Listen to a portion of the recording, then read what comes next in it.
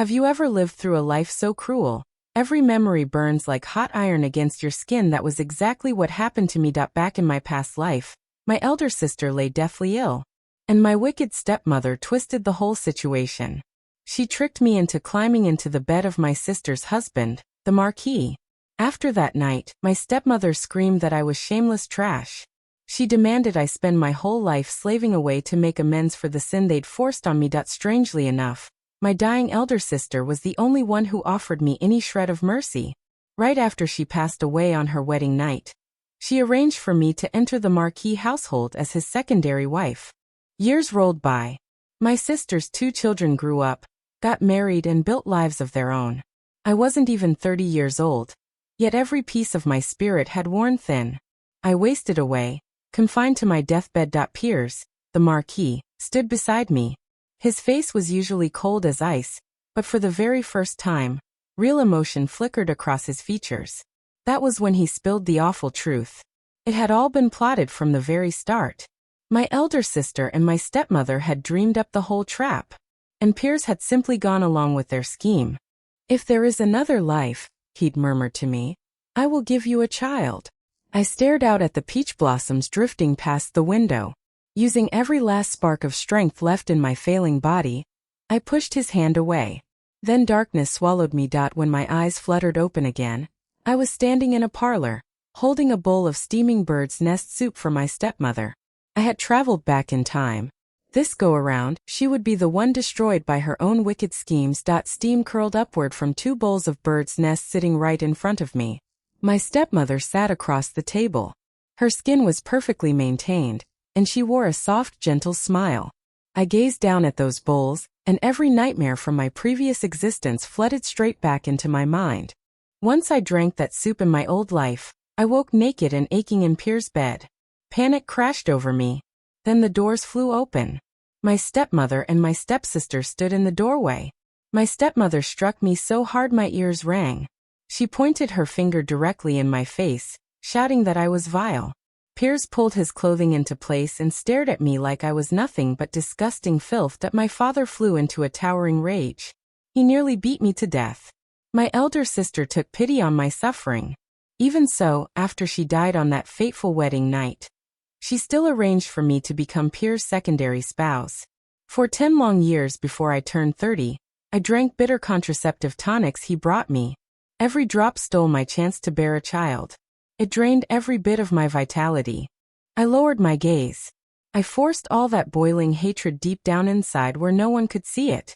When I lifted my head again, a faint, easy smile played across my lips. My fingertips brushed the edge of my bowl. All of a sudden, I snapped my head toward the window, acting thoroughly surprised. "Wait a minute," I said out loud. "Isn't Jade standing out there?" Jade was my elder sister's youngest daughter. My stepmother had doted on that girl more than anything in the world. Exactly as I guessed, my stepmother twisted her head quickly to look toward the window. That split second was all I needed. In one quick motion, I swapped the 2 bowls of bird's nest soup. When my stepmother turned her eyes back to our table, the space by the window stood empty. There was no sign of Jade at all. "I swear I saw her just a second ago," I mumbled. I lifted my bowl and took a small sip. Maybe the rockery blocked our view. Right away, my stepmother ordered a maid to go check around the rockery garden. She glanced back at our table. She saw I had already finished half of my serving of bird's nest soup.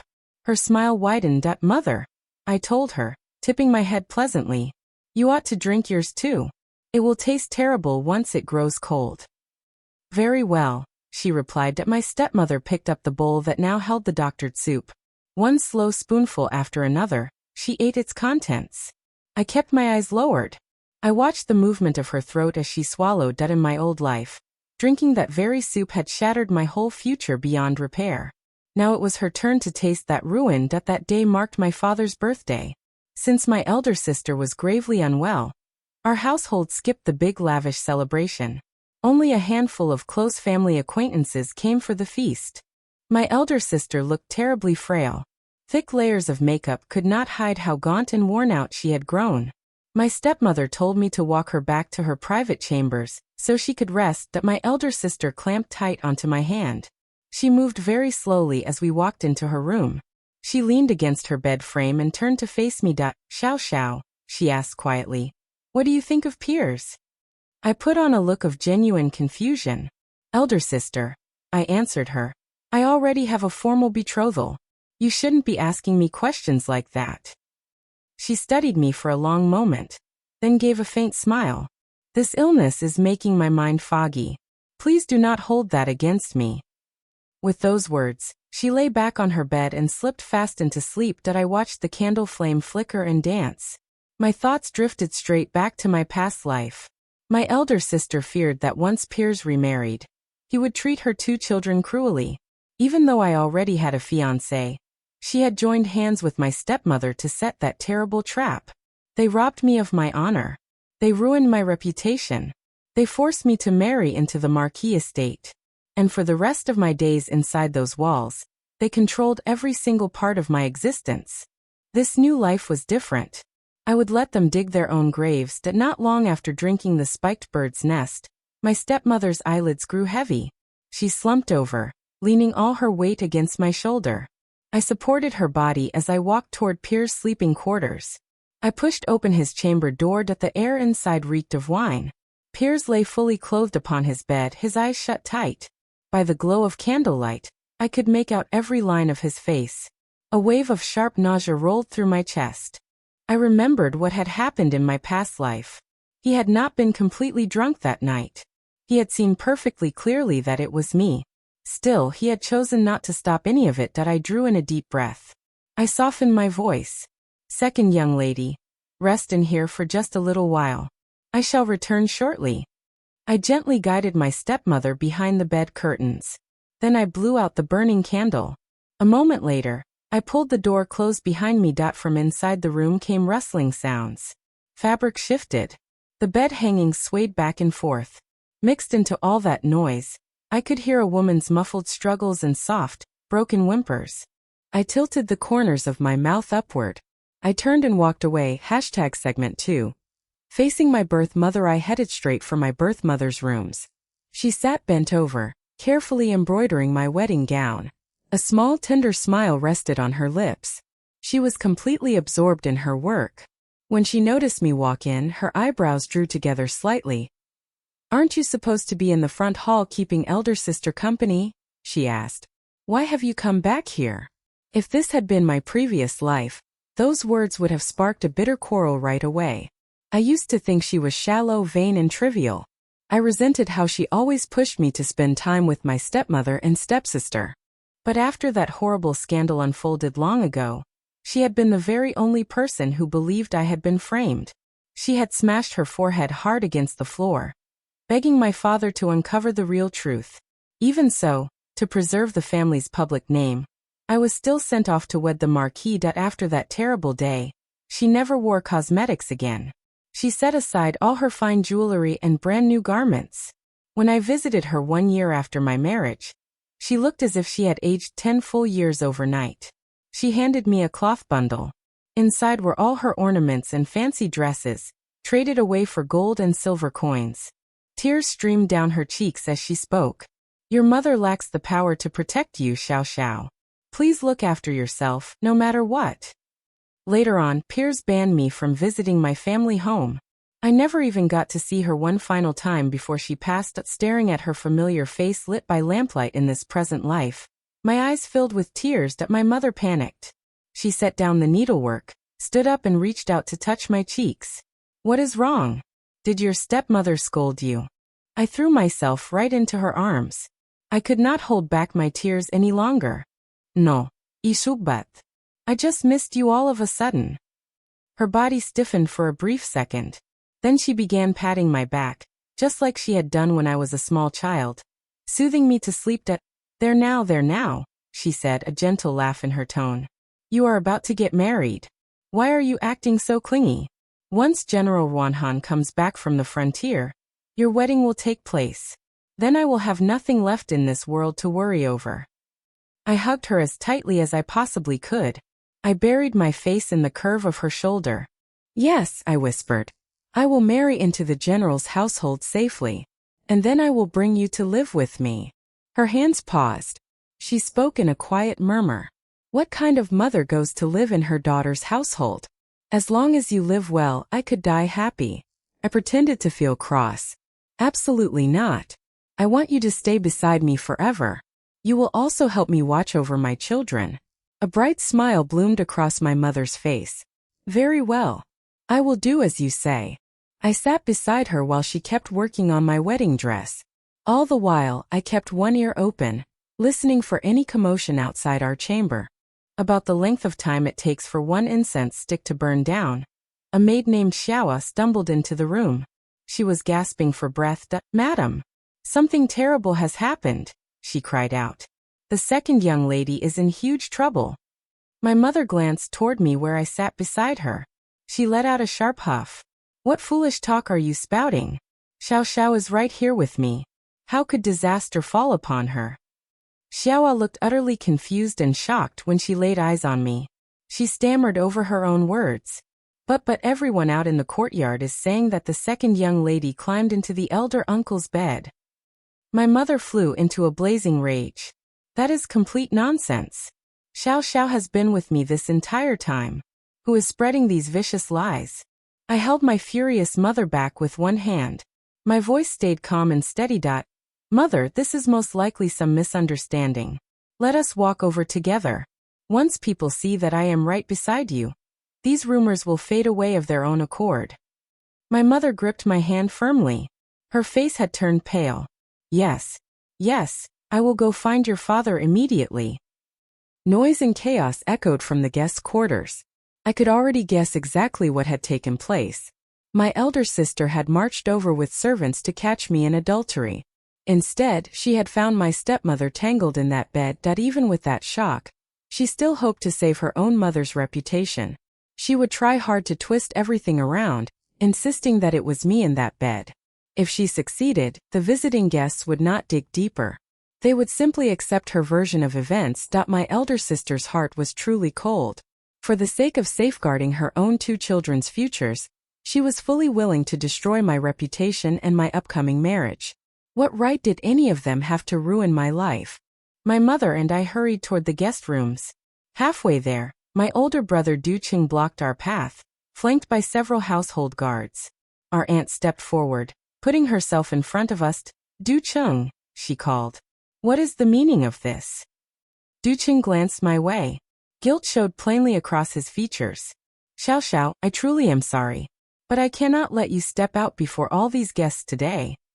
My mother instantly understood his plan. Trembling with unbridled anger, she shouted at him. You wish to drag my daughter's good name through mud? May lightning strike you down, you beast. I stepped forward. My gaze turned icy as I fixed it on my brother. And what if I insist on going?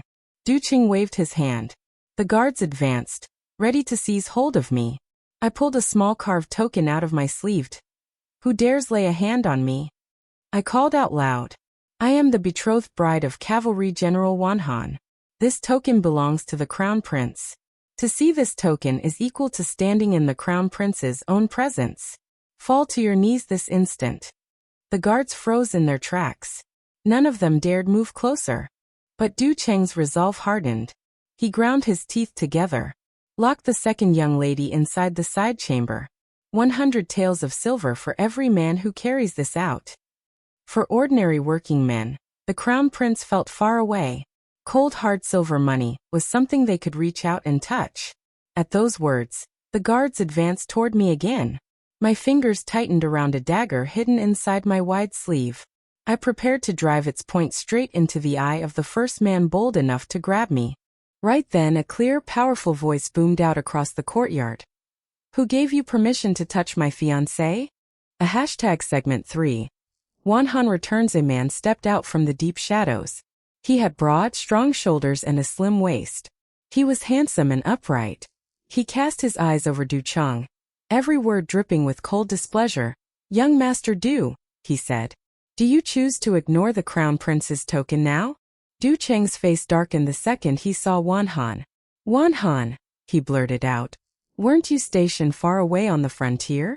When did you ride back into the capital city? Wanhan's gaze drifted over to my face. He let out a sharp huff. Someone dared to bully my promised wife. Naturally, I came back to stand up for her. He strode over to me in just a few long steps. Moonlight carved sharp lines across his features. You could spot the tiredness from his long journey in his eyes. Even so, joy at seeing me shone bright. He looked down at me, speaking cautiously, "I hope I have not arrived too late?" A sharp, aching feeling pricked at the back of my throat. In my past life, Wonhan had not returned at this moment. By the time he finally traveled home, everything had already been irreparably broken. I had met him on a road when I was trapped inside the Marquis household. Back then I had acted stubbornly, telling him I simply craved the glory and rank of being a Marquis's wife. Sorrow filled his eyes. He thought I had turned into some shallow, greedy woman. With eyes rimmed red, he asked what wrong he had done to push me away. I had told him to think of me as shameless. After that, he departed the capital, returning to the frontier. He never came back while I lived, and I heard no stories of him ever taking a wife. Seeing my eyes welling up with tears now, Wonhan grew alarmed. "Jiao Shao, what is hurting you? Who has wronged you? Tell me, and I will deal with them." I held my tears under control. "We need to go to the guest room. People are spreading lies. They claim I have been having an affair with another man." Wonhan's expression turned pitch black in an instant. He did not waste time asking extra questions. He pulled his short sword free from his waist. He scanned the whole assembly of people. "Who dares block our path further?" he warned them. "Do not blame my blade for being merciless." Everyone knew how skilled he was as a warrior. The guards shrank backward, unwilling to stand in our way. Wonhan shielded my mother and me as we walked forward. Du Qing sank down onto his knees. "Xiao Xiao, I beg of you, do not go inside. From this day onward, I will serve you like an ox or a horse." I kept walking forward without pause. I was only giving back every injury they had dealt me in my former life. Why could they not bear to receive what they had given? Guests stood packed inside the courtyard, whispering to each other. My elder sister blocked the doorway of the guest room. Her face was ashen gray. She squeezed her handkerchief so hard her knuckles whitened. She swayed unsteadily on her feet. Her original scheme had been to lead people to catch me in that scandalous bed. But now, the person lying beneath those covers was her own birth mother. My elder sister drew in a deep breath. She spoke to our father. "Father," Xiaoa became confused for a moment. "Please grant her forgiveness this once. My own days are numbered. I am willing to let her be united with my husband." She bowed her head and dabbed at the corner of her eye with her handkerchief. Murmurs rippled through the crowd. Piers stepped out of the bedchamber. His robe collar sat crooked and rumpled. His face was clouded with rage. He glanced out over all the onlookers and spoke gravely to my father. "Father-in-law, given these events, I shall take responsibility for the second young lady." My elder sister shot him one quick, sharp glance. The watching guests shifted their opinions instantly. A shameful scandal looked ready to twist into a romantic match. They started laying on flattery thick and fast. They praised my elder sister for being so generous and virtuous. They complimented our household's fine upbringing. They said Piers acted honorably, but whenever their eyes turned toward me, scorn and contempt showed plainly. They muttered that a concubine's daughter would always be shameless, reckless enough to climb into her brother-in-law's bed. My father's face flushed red then paled. He was about to give his consent to this arrangement. "Father," I called out. I walked straight through the gathered crowd. I stepped into the brightest pool of light. I met my elder sister's bloodless face, and I saw panic flash across Piers' features. I wore a soft little smile. I bowed respectfully to my father. Then I turned and curtsied for all the assembled guests, so every single person could get a clear look at my face. "Father," I said aloud, "what has taken place here? Why has everyone gathered in this courtyard?" Every voice fell silent. All whispering died completely. My elder sister's face crumpled with despair. # segment 4. The truth unfolds. People exchanged confused glances. I was standing right there, safe and sound. So who was the person lying on that bed inside the guest room? Quiet whispers broke out. Could Piers and my elder sister really have plotted to frame me? "Where is the lady of the house?" someone else murmured. Everyone's expressions shifted into unease. After such a huge family disgrace, Shouldn't the mistress of the household step forward to take charge? Why had my stepmother not shown herself at all? Suspicion grew heavier in my father's gaze that my elder sister hurried to make an excuse. Ah, it must have been a young maid I mistook for my sister. That explanation held no weight at all. How could she mix up a servant girl with her own younger sister? And Piers had made the very same mistake. Had his eyes grown so poor that he could not tell people apart? My father's stare turned heavy. He looked toward the closed chamber door. I smiled toward my elder sister. Is that really what happened? If a maid acted with such bold shamelessness, should she not be dragged out as a warning for every servant in the house? Otherwise our whole household will descend into chaos. Wanhan moved forward. The ferocious aura he had forged out on the battlefield hung thick around him.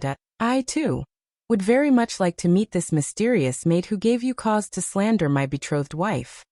Only then did all the guests truly notice Wanhan standing there. Surprise spread across their faces. Even though his family's fortunes had dipped, Wanhan, their sole heir, had one great merit on the frontier. He enjoyed close favor with the crown prince. Everyone could see his future would shine brilliantly. Several guests immediately switched sides and agreed my reputation needed defending. My elder sister tried to block our path. Piers also moved to hold Wanhan back. Meanwhile, my birth mother slipped in through a side passage.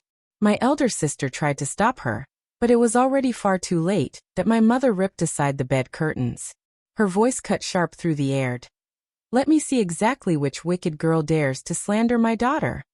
The next instant, a shocked scream echoed all around the courtyard. Madam? How can this be you? Complete silence fell over the whole yard. My elder sister's skin turned as pale as paper. My father stumbled backward, catching himself against a wooden corridor pillar. Every pair of eyes snapped toward the bed. The room blazed with lamplight. The bed hangings were thrown wide open. My stepmother huddled in the far corner of the mattress. Her clothing was rumpled and disarranged. The flush of recent intimacy still lingered on her cheeks. She lifted her head and met hundreds of wide-eyed stares from outside the doorway. Her complexion shifted from flushed red to deathly white, then to a sick gray shade. She dragged the quilt over her whole body. Hopeless terror written all over her face. Piers stood frozen by the door. His face alternated between pale and flushed. He pressed his lips into a thin hard line, staring fixedly down at the stone floor. Whispers buzzed all around. Everyone had expected to find me in that bed. Instead they saw my stepmother. Shame crashed over those two people like a tidal wave. I kept my head bowed. I pretended to look shocked. But inside my heart I was triumphant. In my old life thousands of people had pointed fingers at me. They called me vile and shameless. I had knelt on stone ground trying to defend myself. My tears had run dry, yet nobody believed a single word I spoke. Scorn and insult crashed over me wave after wave. Now their turn had arrived. I watched my stepmother curl and tremble under the sheets. That once proud face now held nothing but fear and humiliation. Piers endured countless strange stares from every guest present. He was utterly disgraced at every injury they had heaped onto me in my past life. I was paying back to them bit by bit. How did it feel to walk in my old shoes? The scandal was massive. If word spread outside these walls, the Dew family's good name would be destroyed completely. My father's eyes were red. He bowed deeply toward all his guests. He begged them to keep what they had seen a secret. He swore the Dew family would repay each of them generously in days to come. All visiting families readily gave their word, though nobody could know what judgments they held deep inside their hearts. Once the crowd dispersed, Wanhan stayed right beside me. My father looked toward him, his thoughts tangled and complicated. Wanhan was young, favored heavily by the crown prince, and had earned high praise from the emperor for his frontier victories. The Dew family simply could not afford to offend him. Nephew, my father began. Today's shame comes from my failure to run this household properly. I will come to your residence at a later time to offer my formal apologies. Uncle, you need not speak so formally, Wanhan replied, his tone cold. Jiao Shao is my promised bride. Whatever concerns her concerns me. Her innocence matters above everything else. My father could only nod. Lost for words. Servants helped my stepmother to her feet. She kept her head hung low, too ashamed to meet anyone's gaze. My elder sister stood nearby, her face drained of color. Suddenly she spoke up. Father, mother must have been the victim of a plot. She would never do such a thing. My stepmother lifted her head. Her eyes were swollen red. She shot me a look filled with venomous hatred. It was you, she screamed. You planned every bit of this on purpose. I stepped half a pace backward. My expression held perfect confusion and innocent bewilderment. Mother, whatever are you talking about? Her lips shook violently. Rage nearly bulged her eyes out of her skull. She tried to shout more accusations, but only broken whimpers escaped her throat that if she spoke out loud, she would have to admit she had drugged the soup. That would drag my elder sister down right alongside her. If she stayed silent, she had to swallow this bitter humiliation all alone. That my father looked at my stepmother with open disgust, as if she were something filthy. His voice turned icy. This matter ends here today. Madam has suddenly fallen gravely ill. From this moment forward, she will remain confined to her quarters. No person is permitted to disturb her rest. Among wealthy noble households, everyone understood what sudden grave illness truly meant. A wife locked away to recover would not survive long. That my stepmother's legs gave way. She collapsed onto the stone floor. My elder sister hurried over to support her. The two of them clung to each other, sobbing bitterly. That my birth mother squeezed my hand tight. Her whole body shook. Segment 5. The journey home and Wanhan's secret. On our way back toward our rooms, my birth mother trembled like a dry autumn leaf caught in wind. She held onto my hand so firmly, I thought she might crush my bones. I gripped her right back, repeating soft reassurances over and over. It will be all right. Everything will be all right. She stopped walking. Tears streamed down her face. She pulled me into a crushing embrace. I could barely draw breath. How could they be so cruel? She wept. I never fought against her. I never competed for status. All I wanted was to raise you safely. Yet she plotted to drug you. After decades living deep inside inner house politics, she could read these schemes instantly. She fully understood what had just unfolded. Their original goal had been to ruin my reputation. Hatred blazed in her eyes. I will get revenge for you. I did not want her to let hatred eat away at her spirit.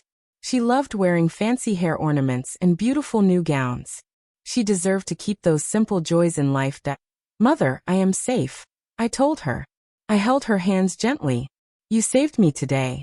You were the one who pulled aside those bed curtains and laid the whole truth bare for everyone to witness. She stared at me in shock. Tears still clung to her eyelashes. I protected you? Yes, you did. All at once she broke down, laughing and crying at the same time. I tidied her disheveled hair and slipped her fallen hairpin back into place. Wanhan stood some distance behind us. He watched my mother and me. A flicker of quiet envy crossed his face. When Wanhan was still a teenager, both of his parents had died from sickness. Only old household servants looked after his daily needs. Servants could never replace the warmth of family love. That I still remembered our first encounter. I had been out on a city street with my mother. I tugged at her sleeve, begging for candied hawthorn fruit. Wanhan had seen me then. Later he told me he thought I was a spoiled little girl. We met a second time inside a temple. A gang of fugitives attacked us. I had defended my mother and stabbed the gang leader's eye with my dagger. That time he thought I was surprisingly fierce. He could not explain exactly how he grew to care for me so deeply. He became a rising star in court. The emperor held him in high regard. Countless noble families hoped to arrange a marriage with him. Even so, he came directly to the Du household, asking for my hand in marriage, me, a daughter born to a concubine. Once my mother and I had calmed down, Wanhan stepped forward. He spoke softly. From this day on, as long as I draw breath, no one will ever hurt you. Afraid that new danger might strike through the night, Wanhan sat perched in a tree inside our courtyard until dawn. Before he took his leave, he spoke. I did not think everything through fully before. Do not fear. I will arrange every detail for you moving forward. I caught hold of his sleeve. A question had been stuck in my throat. I could no longer hold it back. Why did you return to the capital exactly at this moment? In my past life when I married Piers, Wanhan was stationed far away at the frontier. But in this new life he showed up right at our most critical hour. A strange look crossed Wan Han's face. Not long ago, a voice kept ringing inside my head, over and over. It urged me to ride back to the capital. It felt as if I did not hurry home, something terrible would happen that I would regret for all my days. So I came back earlier than planned. I froze. Some unseen power was shifting fate for us. Perhaps heaven had witnessed how horribly I had suffered in my past life, and it was rewriting the path of my destiny. That same afternoon, Wan Han sent 2 skilled female servants over to our estate. He explained these women were on loan from the Crown Prince's palace. They could defend and guard me. Once my wedding ceremony finished, they would go back to the Eastern Palace. That my birth mother returned home later that day. Guilt weighed heavy on her heart. Am I completely useless? She asked me, hanging her head and twisting her handkerchief in her fingers. I had imagined hating my stepmother. I had pictured wanting to crush her hands and spit in her face. But when I actually stood face to face with her, I could not bring myself to strike. I squeezed my mother's hands. You are not useless at all.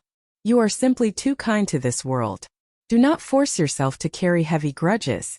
Just live for the things you enjoy. Her tears stopped. A weight seemed to lift off her shoulders. She smiled. She promised to embroider the most magnificent wedding dress for me. She wanted every person in the capital to admire my bridal robes. My father resented both my mother and me. My mother had pulled back those curtains and brought terrible public shame to the Du clan. Still, nobody dared mistreat us.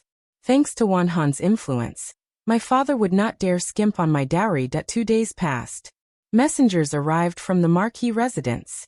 My gravely ill elder sister requested to see me one final time. Segment 6. The Marquis's downfall. You must not go, my mother warned me. She definitely harbors evil intentions. I held her hands and spoke calmly. Rest easy. I will return unharmed. 10 long years of humiliation and hatred have haunted every single night of my sleep. I am no saint. I cannot repay cruelty with kindness. Some wrongs demand vengeance. My mother stared at me for a long stretch of time. She did not try to stop me any further. You have grown into a strong young woman. You are braver than I ever was. I traveled to the Marquis mansion with one maid at my side. My elder sister leaned against her bed. Her cheeks had sunken deep.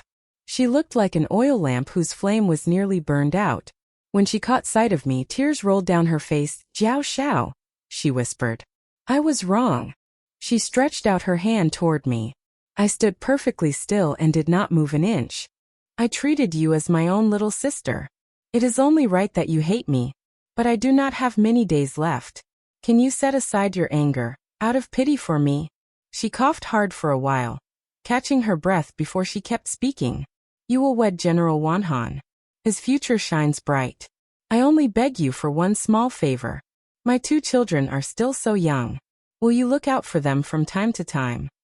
I stayed silent. My elder sister struggled to lift herself from the bed, but her maids held her gently back onto the mattress. Jiao Xiao, remember our bond as sisters. Grant me this request. Memories drifted back.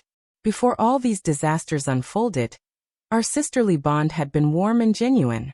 She had treated me kindly, sharing tasty treats and little amusements with me. That was why, in my past life, I never once suspected she would trick and drug me. When Piers finally told me the whole truth, my hatred burned hotter than ever. My elder sister noticed my hesitation. She was about to speak more, when a maid called out from outside the room. Miss has fallen. It looks as though she hurt her leg. My elder sister's expression twisted with panic. She grabbed my wrist and begged desperately. Jiao Jiao, please go check on my child.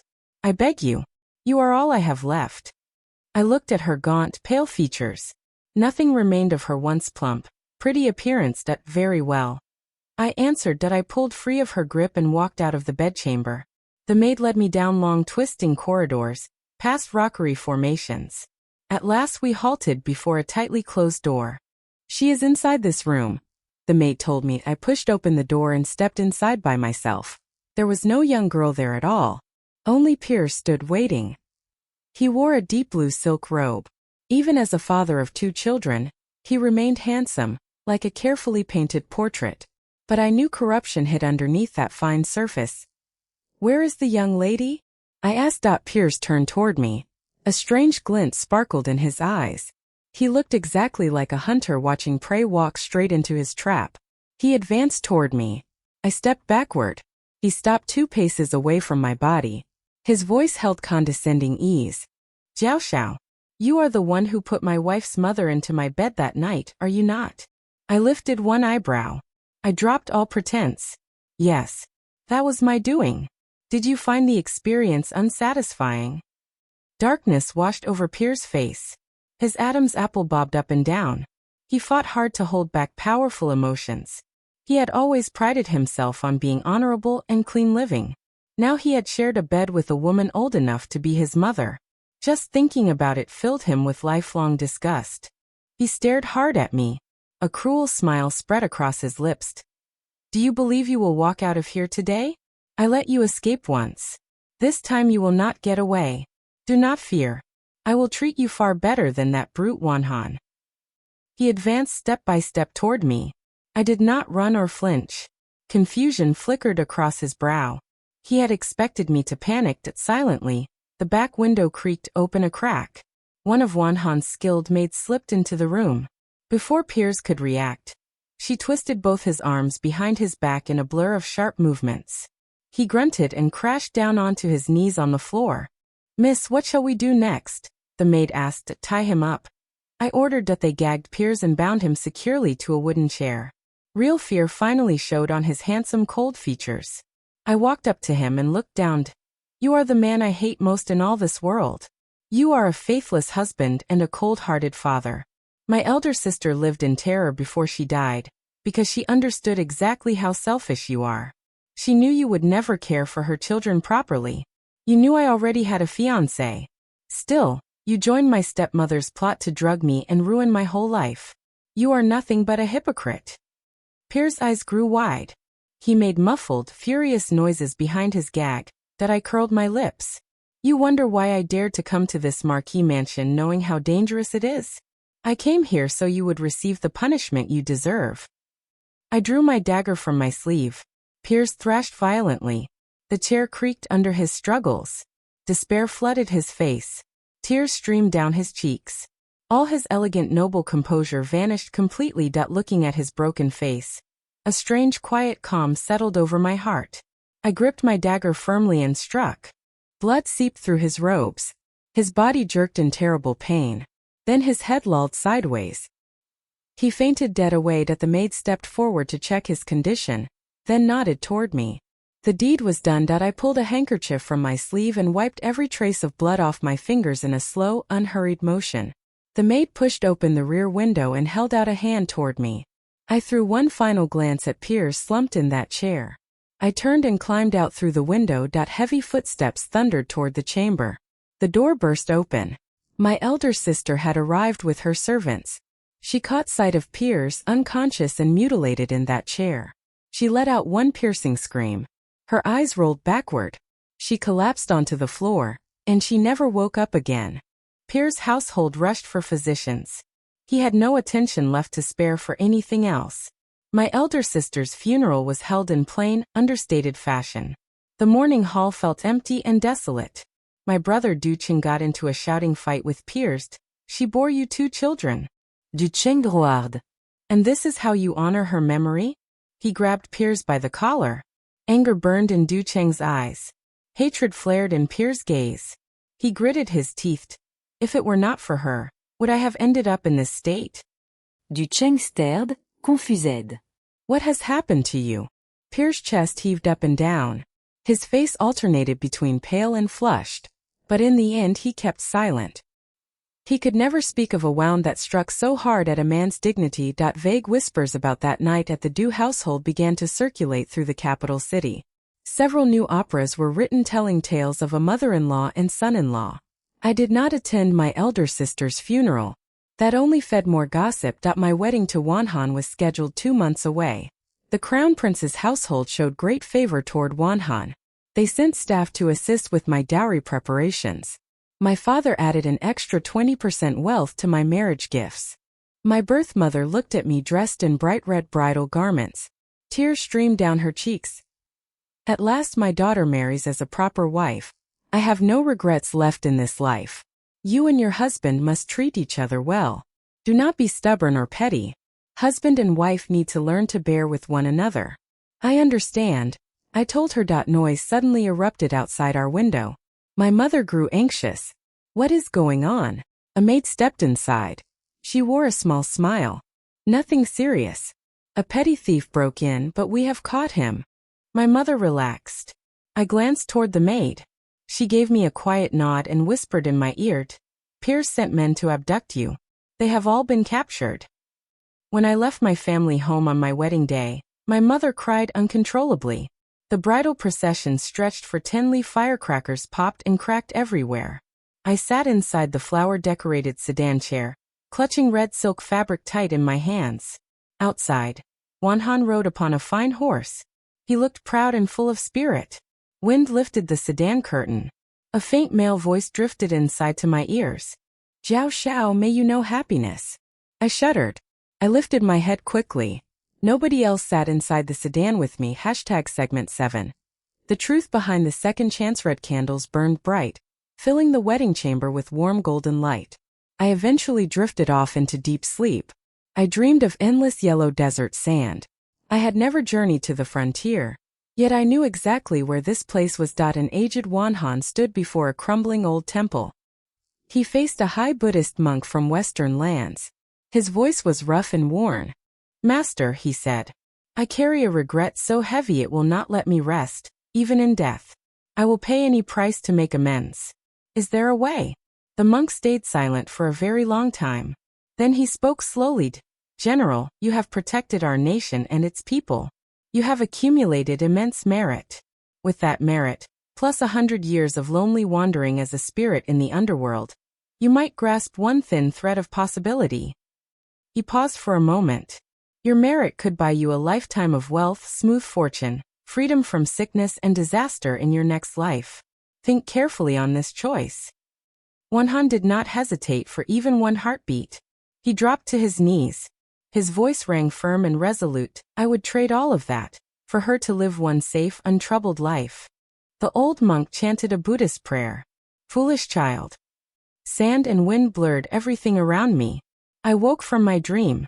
My face was soaked with tears. I finally understood whose voice I had heard inside my bridal sedan chair.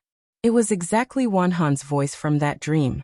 In my past life, Wanhan had sacrificed his own merit and 100 years of lonely spirit existence, just to grant me this fresh start in life.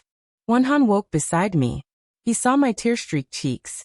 He sat bolt upright. Alarm colored his tone. Jiao Shao. What is wrong? Did you suffer a nightmare? I threw myself straight into his arms. I wrapped both hands tight around his neck. He was shocked for a second. Then he held me firmly. He rested his chin on top of my head, patting my back very gently. It is all right, he murmured. I am here. 3 days after our wedding, misfortune hit the Du household. Du Qing knew that once I was married, my birth mother might well be killed. He plotted to sneak her away in the confusion. My father learned of this scheme and flew into a rage. My stepmother, hoping to keep Du Qing from punishment, threw herself against a stone pillar and died. In his grief and anger, my father shoved Du Qing. My father lost his footing. He fell backward. The back of his skull smashed against a sharp stone. By the time physicians arrived, he was already dead. Killing one's own father counted as an unforgivable capital crime. Du Qing was sentenced to immediate beheading. Before his execution, Du Qing begged for one meeting with me. The prison was dim and damp. The air smelled of mildew and rusted iron. Du Qing sat on dry straw dressed in prisoner's rags. His hair was matted and messy. When he saw me, his dull eyes lit up for a brief instant. I had a dream, he told me. Things unfolded differently there. You married into the Marquis estate. Everyone remained safe and happy. Mother stayed the most respected noble lady in the capital.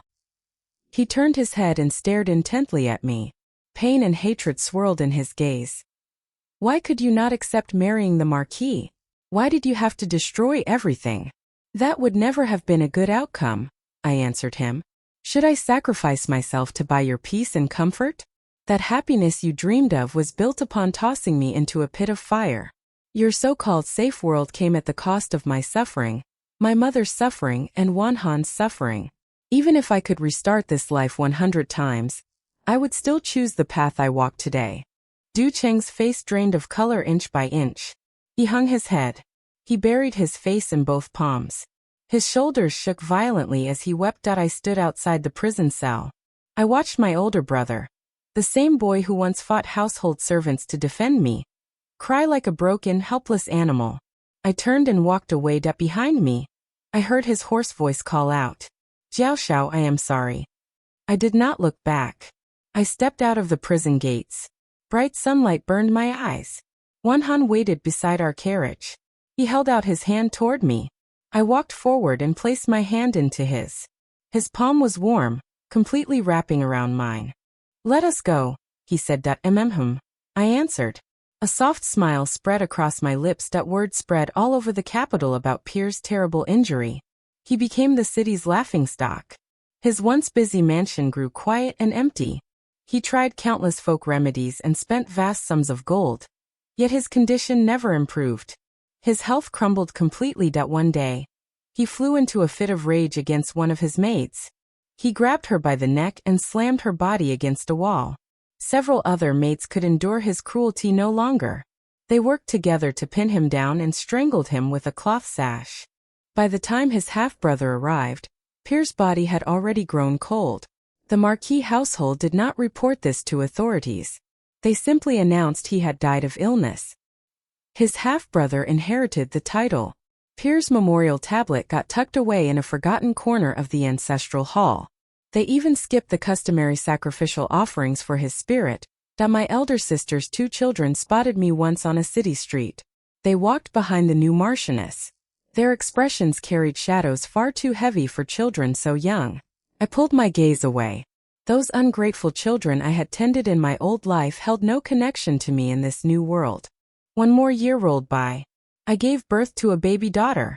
My mother held her granddaughter in her arms, grinning from ear to ear. "She has your features," she said happily. "And that stubborn temper belongs to you as well." After my father's passing, clan elders divided all the Du family property between themselves. The huge family mansion emptied out in the blink of an eye. I brought my birth mother to the general's residence. I gave her the brightest courtyard inside our estate. We planted camellia flowers, her favorite bloom, all around every window. My mother stared out over the camellia-filled yard. Tears streamed down her face. I never dared to dream I would live such good days. Many more good days still lie ahead, I told her. I linked my arm through hers and walked with her into the building. That night, Wanhan held me close in our bed. He spoke softly all of a sudden. "Only now do I truly feel I have a home." I said nothing. I nestled deeper into his embrace. Outside, moonlight shone beautifully down onto the cradle where our baby daughter slept peacefully.